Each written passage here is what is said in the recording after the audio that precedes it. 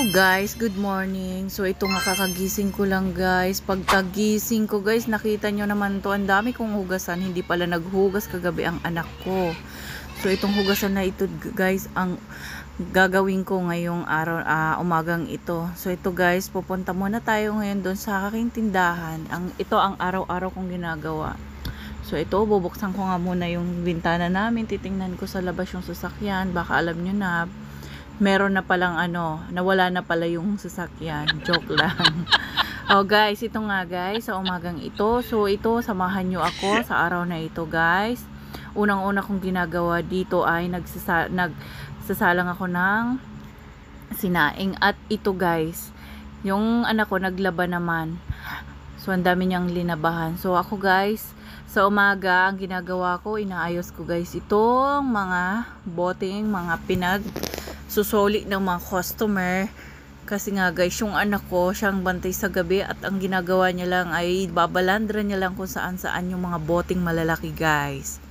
So yung guys, ang routine ko sa araw-araw pagkagising sa umaga, isisegregate ko yung mga bote kasi nga guys ay mamimili na naman tayo mamaya sa ang mga nabenta ng gabi. Yan din guys yung bibilhin natin ngayon, mag-hap sa araw na ito guys. So ito nga guys, tinitingnan ko, check ko at mayroon na nga rin guys nag-deliver ng tube ice. Chinek ko rin siya kung natatakpan ng maayos kasi nga guys, ayoko matunaw agad yung tube ice. So yan guys, ang buhay nanay at katulong lang sa bahay guys.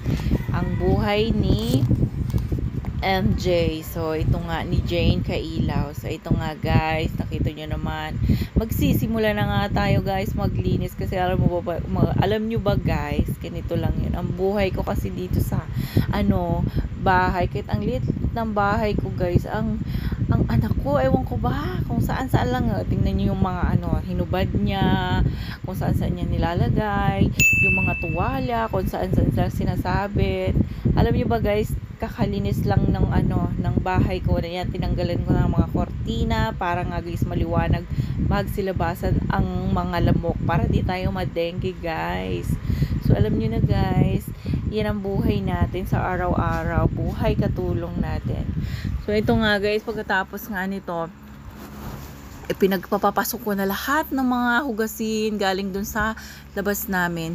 Ipinapasok ko lahat yan kasi nga guys, huhugasan natin yan. Alam nyo ba guys, ang buhay kasi ganun lang kasimple.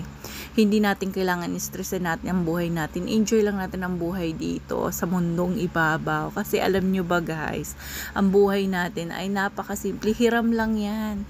Kaya guys, i-enjoy lang natin. So sa araw-araw na ito guys, yan ang ginagawa ko pagkagising ko, magtitimpla na ako kape, tas yan, maglilinis na ako. At ito nga, niligpit ko na nga din guys yung mga pinaghugasan ng anak ko kasi siya rin naman naghugas kagabi. So ngayon guys, meron pang mga hugasan talagang hindi sila inugasan kasi nga guys, yung mga kaldero, kawali, di talaga nila yan hinuhugasan.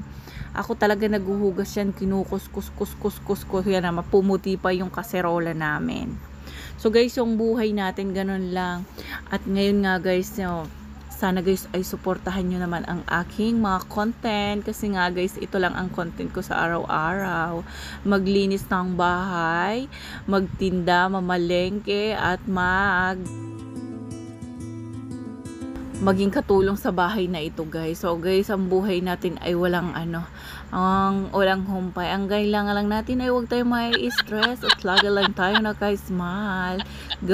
Ganyan lang ang buhay natin guys. So pagkatapos ko nga guys maghugas, alam niyo ba guys, ang hinugasan ko isang katurba na yan. Isang katurba. So yun nga guys, inaano ko lang siya, hinugasan ko na nagising na pala yung amo ko guys. Yan, merong sa likod ko na mataba na dumaan-daan. So na nga ang gawain ni Jane Kailaw, everyday daily vlog ko guys. So alam niyo ba guys, habang naglilinis ako at naghuhugas ako, hindi ko pala alam guys na mayroon pa pala ako na nai-receive na Shopee. Nagpa-deliver pala itong anak ko nang hindi ko alam. At alam nyo ba guys, na wala rin naman siyang iniwang pera. Buhay nga natin, katulungan na nga tayo. Taga-abono pa tayo ng pa-shopee ng ating mga amo. Nako, nakita nyo guys, yung mataba lumabas sa CR.